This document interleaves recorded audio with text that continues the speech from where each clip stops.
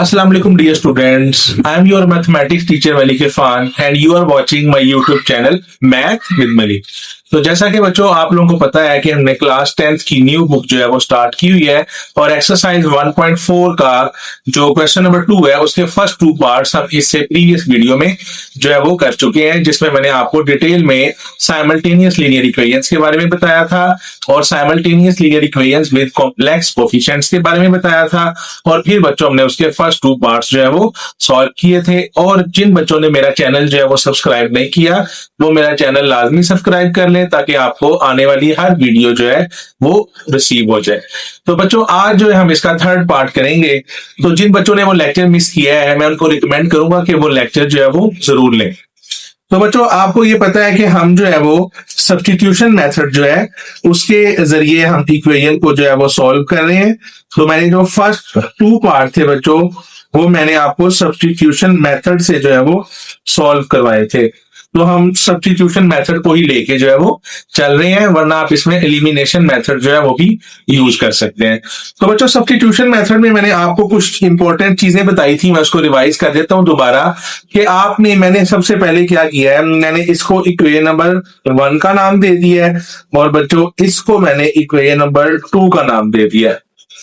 उसके बाद बच्चों मैंने आपको कहा था कि आपने z और w की जो है ना बच्चों वो वैल्यू निकालनी है।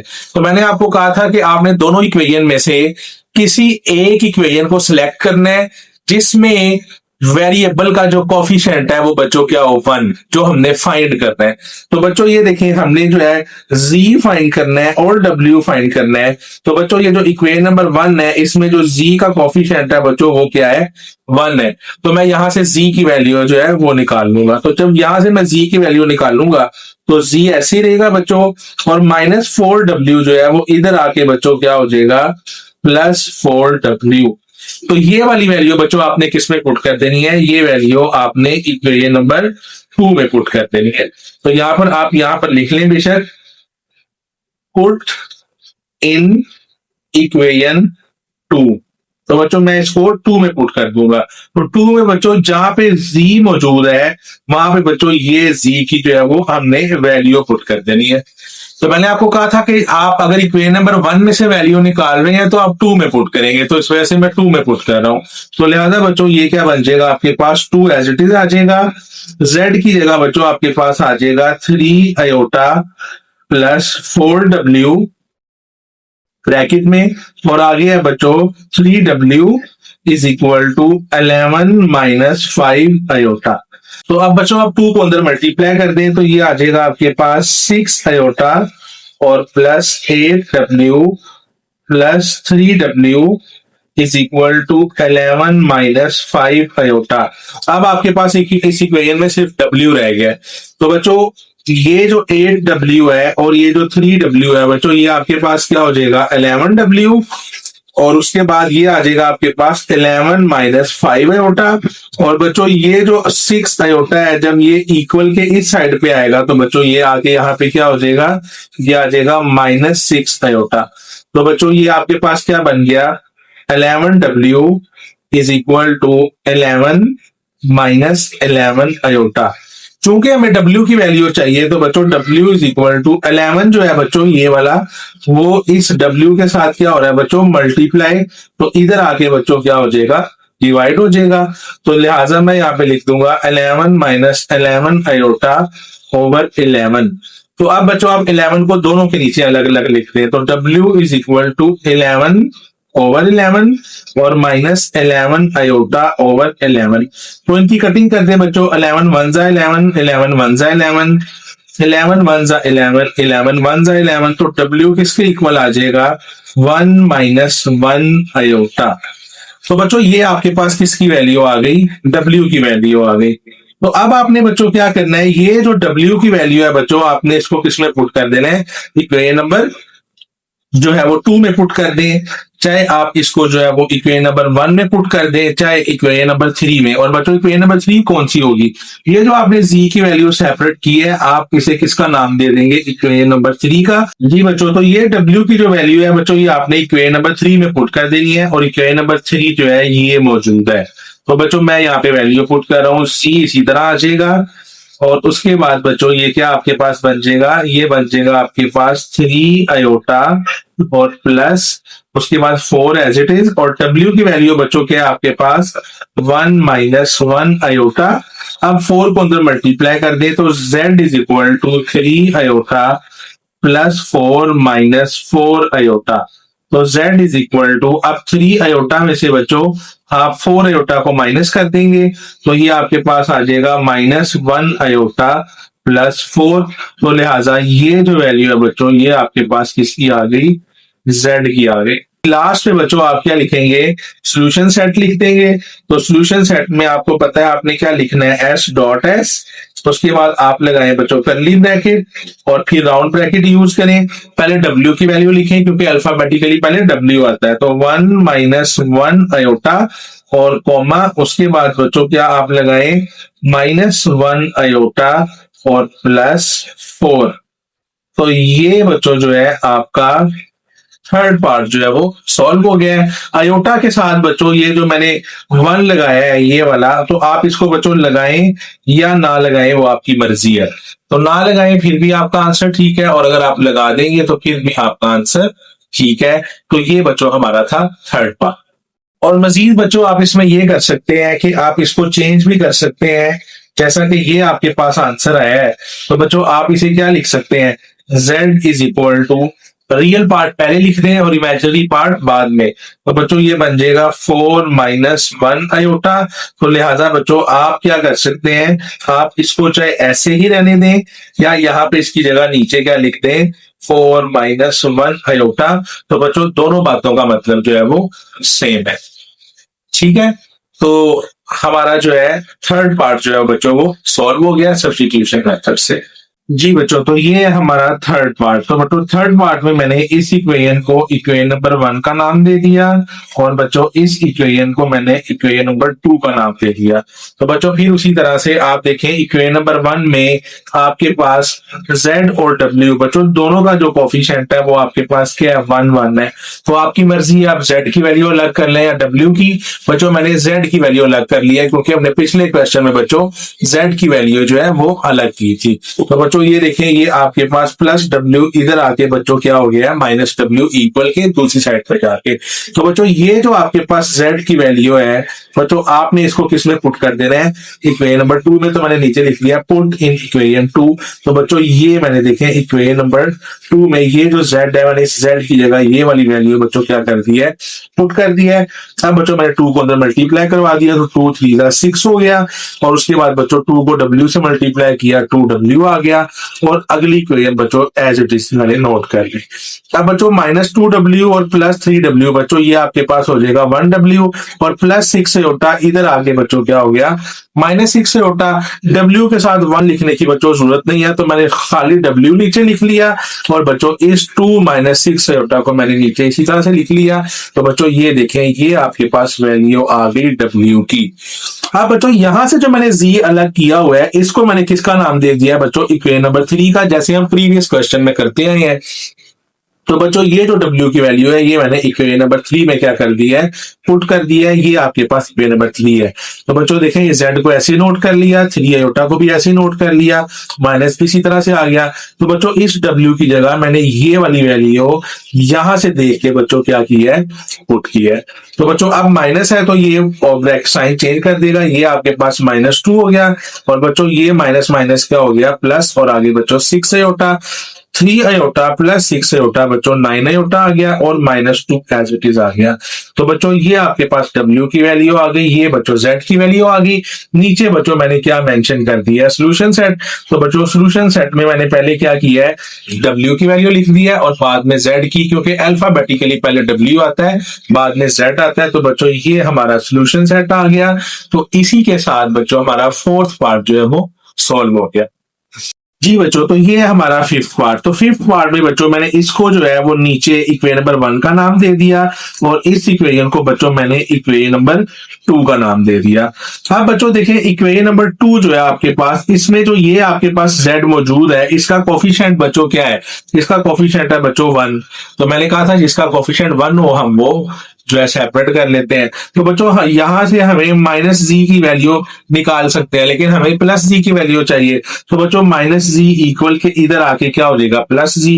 तो देखें ये प्लस जी हो गया, और बच्चों ये प्लस टू इधर आके क्या हो जाएगा, माइनस टू, जो कि बच्चों माइनस टू हो गया। और इस वाले फ्रैक्शन फैक्टर को मैंने बच्चों नीचे ऐसे लिख लिया। तो बच्चों ये आपके पास जो वैल्यू है ये किसकी आ गई बच्चों, z की वैल्यू आ गई। और z को सेपरेट किया तो बच्चों मैंने साथ ही से इक्वेशन नंबर 3 का नाम भी दे दिया है। अब चूंकि हमने z की वैल्यू इक्वेशन नंबर 2 में से निकाल ली है, तो बच्चों पुट किस में करेंगे, इक्वेशन नंबर 1 में पुट करेंगे। तो देखें मैंने यहाँ पे नीचे लिख दिया है पुट इन इक्वेशन 1।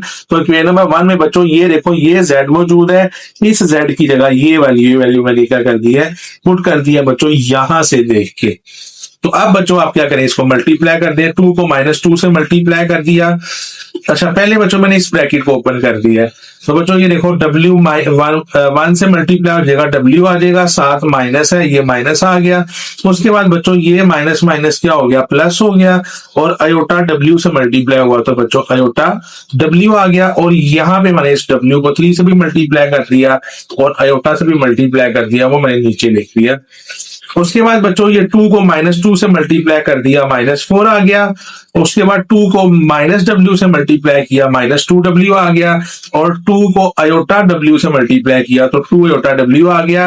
बाकी ये वाला एक्सप्रेशन नीचे इसी तरह से आ गया। अब बच्चों आपको पता है -2w और +3w ये दोनों सॉल्व हो सकते हैं, तो बच्चों ये 1w बन गया। और ये 2 अयोटा w और अयोटा w इसके साथ कोफिशिएंट 1 है, तो बच्चों ये 3 अयोटा w हो गया। और -4 बच्चों इक्वल के इधर आके क्या हो गया बच्चों, +4। अब इसमें से और इसमें से बच्चों w को कॉमन ले लिया, तो w जब कॉमन आ जाएगा बच्चों इसमें से भी, तो यहाँ पे बच्चों 1 बचेगा और यहाँ पे बच्चों 3 अयोटा बचेगा, जो कि मैंने यहाँ पे लिख दिया। और 1 + 4 किसके इक्वल हो गया बच्चों, 5 के। तो हमने यहाँ से w की वैल्यू निकालनी है, 1 + 3 अयोटा मल्टीप्लाई हो रहा था, इधर आके बच्चों क्या हो गया, ये डिवाइड हो गया 5 के नीचे। अब बच्चों ये w की वैल्यू हमारे पास ये वाली आ गई, लेकिन बच्चों इसके डिनोमिनेटर में क्या आ गया था, अयोटा। तो जब अयोटा आ जाए तो बच्चों हम क्या करते हैं, रैशनलाइजिंग, ताकि डिनोमिनेटर में से अयोटा खत्म हो जाए और हम कॉम्प्लेक्स नंबर की स्टैंडर्ड फॉर्म जो है वो ऑब्टेन कर ले। तो बच्चों मैंने इसको रैशनलाइज कर दिया, तो इसका साइन चेंज करके मैंने क्या कर दिया बच्चों, मल्टीप्लाई भी कर दिया है और बच्चों डिवाइड भी कर दिया है। अब जब 5 मल्टीप्लाई होगा तो 5 1 से मल्टीप्लाई हुआ बच्चों 5 आ गया, और 5 बच्चों 3 से मल्टीप्लाई हुआ तो 15 अयोटा आ गया, ये माइनस का साइन इसी तरह से आ गया। और डिनोमिनेटर में बच्चों हमेशा क्या लगता है फॉर्मूला, तो ये a + b और a - b, तो बच्चों ये होता है a² - b², वो फॉर्मूला मैंने यहाँ पे लगा दिया। 1 का स्केयर बच्चों 1 आ गया और 3 अयोटा का स्केयर बच्चों 9 अयोटा स्केयर आ गया। अयोटा स्केयर की वैल्यू बच्चों क्या होती है, -1, जो कि मैंने यहाँ पे पुट कर दी। अब बच्चों आपको पता है ये माइनस माइनस क्या हो जाएगा, प्लस हो जाएगा, और 9 × 1 = 9 हो जाएगा, और ये 1 मौजूद है तो 1 + 9 मिलके क्या हो जाएंगे बच्चों, 10 हो जाएंगे। अब मैंने बच्चों इस 5 के नीचे भी 10 अलहदा से लिख दिया यहाँ पे, और उसके बाद बच्चों 15 के नीचे भी 10 मैंने अलहदा से लिख दिया। उसके बाद बच्चों आपको पता है इनकी कटिंग हो जाएगी, तो 5/10 बच्चों ये देखें तो ये क्या बनेगा, 5 1 = 5, 5 2 = 10, तो ये बच्चों ये 1/2 मैंने नीचे लिख दिया। उसके बाद बच्चों ये आपके पास 5 3 = 15 और 5 2 = 10, जो कि बच्चों मैंने नीचे यहाँ पे लिख दिया। तो ये बच्चों आपके पास किसकी वैल्यू आ गई, w की, नीचे से अयोटा खत्म हो गया, तो बच्चों पुट इन 3 इसी तरह से करते आ रहे हैं। तो w की ये वाली वैल्यू मैंने इक्वेशन नंबर 3 में पुट कर दी। अच्छा बच्चों इसमें देखें 2 और 2 दोनों में मौजूद है ना, तो आप सेपरेट वैल्यू पुट ना करें, आप इसको यूं लिख सकते हैं ना, 2 एलसीएम ले लें तो ऊपर आ जाएगा 1 - 3 अयोटा। तो बच्चों ये वाली वैल्यू मैं इक्वेशन नंबर 3 में पुट करूंगा, और इक्वेशन नंबर 3 बच्चों कहां पे मौजूद है, ये आपके पास इक्वेशन नंबर 3 मौजूद है। तो बच्चों इक्वेशन नंबर 3 में -2 को ऐसे लिख लिया, ये माइनस भी ऐसे ही आ गया, ये भी इसी तरह आ गया, और w की वैल्यू बच्चों अभी जो आई थी वो मैंने यहाँ पे पुट कर दी, = z। अब बच्चों -2 इसी तरह आ गया नीचे, ये वाला माइनस भी नीचे इसी तरह आ गया। अब बच्चों इस ब्रैकेट को मैंने इससे मल्टीप्लाई किया, लेकिन बच्चों बाहर क्या मौजूद है, माइनस है, तो लिहाजा आप ये वाली ब्रैकेट लाजमी लगाएंगे, ब्रैकेट स्किप नहीं करेंगे, वरना क्वेश्चन जो है वो गलत हो जाएगा। क्योंकि बच्चों आपको पता है माइनस ने साइन क्या करने होते हैं, चेंज करने होते हैं। तो 1 को 1 से मल्टीप्लाई किया बच्चों 1 आ गया, तो उसके बाद इसी 1 को -3 आयोटा से मल्टीप्लाई किया तो -3 आयोटा आ गया। तो उसके बाद माइनस आयोटा को 1 से मल्टीप्लाई किया, माइनस आयोटा आ गया। और माइनस आयोटा को -3 आयोटा से मल्टीप्लाई किया तो +3 आयोटा स्क्वायर आ गया। अब बच्चों आयोटा स्क्वायर की वैल्यू -1 यहाँ पे पुट कर दी और -3 आयोटा माइनस आयोटा किसके इक्वल होता है बच्चों, -4 आयोटा। अब बच्चों +3 को -1 से मल्टीप्लाई किया, -3 आ गया। और उसके बाद फिर देखें बच्चों क्या किया मैंने, इस 1 में से 3 को माइनस किया तो बच्चों -2 आ गया। -4 आयोटा को बच्चों मैंने नीचे एज इट इज नोट कर लिया और नीचे बच्चों ये 2 मौजूद है, वो 2 नीचे इसी तरह आ गया। बाकी सारी इक्वेशन जो है वो इसी तरह से आ गई हुई है। अब बच्चों यहाँ पे क्या किया है मैंने, इस 2 को इस 2 के नीचे भी लिख दिया और उसके बाद इसके नीचे भी लिख दिया यहाँ पे। तो बच्चों इसकी कटिंग हो गई है, देखिए 2 1s are 2, 2 1s are 2। तो बच्चों ये आपके पास -1 बन गया, ये वाला माइनस नीचे इसी तरह से आ गया हुआ है। और बच्चों ये देखिए 2 1s are 2, 2 2s are 4। तो ये बच्चों -2 आयोटा आ गया। अब बच्चों आपने ब्रैकेट ओपन कर देनी है, तो बाहर माइनस है तो ये माइनस माइनस क्या हो गया बच्चों, प्लस हो गया। और उसके बाद इसी तरह बच्चों ये माइनस माइनस क्या हो गया, प्लस हो गया। तो बच्चों -2 +1 -1 के इक्वल आ गया और ये +2 आयोटा मैंने नीचे इसी तरह से नोट कर लिया। तो बच्चों ये आपके पास फाइनल z की वैल्यू आ गई। तो बच्चों ये वैल्यू आपके पास w की है, ये वैल्यू आपकी पास z की है। तो क्वेश्चन बच्चों आपका सॉल्व हो गया है। लास्ट पे आप क्या लिख देंगे बच्चों, सोल्यूशन सेट। तो सोल्यूशन सेट में आप कर्ली ब्रैकेट लगाएं, पहले w की वैल्यू लिख दें 1/2 -3 आयोटा ओवर 2 और कॉमा -1 + 2 आयोटा जो कि z की वैल्यू है। तो ये बच्चों हमारा क्या आ गया है, सोल्यूशन सेट आ गया है। तो बच्चों देखिए हमारे पास क्वेश्चन नंबर 2 बहुत इंपॉर्टेंट है, लॉन्ग क्वेश्चन ये एग्जाम में आ सकता है। सब्स्टिट्यूशन मेथड मैंने आपको बच्चों करवाया है। सब्स्टिट्यूशन मेथड में हम क्या करते हैं, एक इक्वेशन में से वेरिएबल की वैल्यू निकालते हैं और दूसरी में पुट कर देते हैं। और अगर दूसरी में से निकालेंगे तो 1 में पुट कर देंगे और बच्चों उस वेरिएबल की वैल्यू निकालें जिसका कोफिशिएंट जो है बच्चों क्या हो, 1 हो। और अगर आपके पास कोफिशिएंट 1 नहीं है तो फिर बच्चों हमारी मजबूरी है, हमने किसी ना किसी इक्वेशन में से w या z की वैल्यू जो है वो बच्चों निकालनी है। तो क्वेश्चन नंबर 2 के 5 पार्ट्स हैं बच्चों। फर्स्ट और सेकंड पार्ट के कंपैरिजन में थर्ड, फोर्थ और फिफ्थ जो है वो थोड़ा आसान है। तो बच्चों अगर आपको वीडियो पसंद आई है तो वीडियो को लाइक करें, शेयर करें और बच्चों चैनल को सब्सक्राइब करें। आपके जो भी क्वेश्चन है कमेंट्स बॉक्स में लाजमी पूछें, दुआ में याद रखिएगा। अल्लाह हाफिज।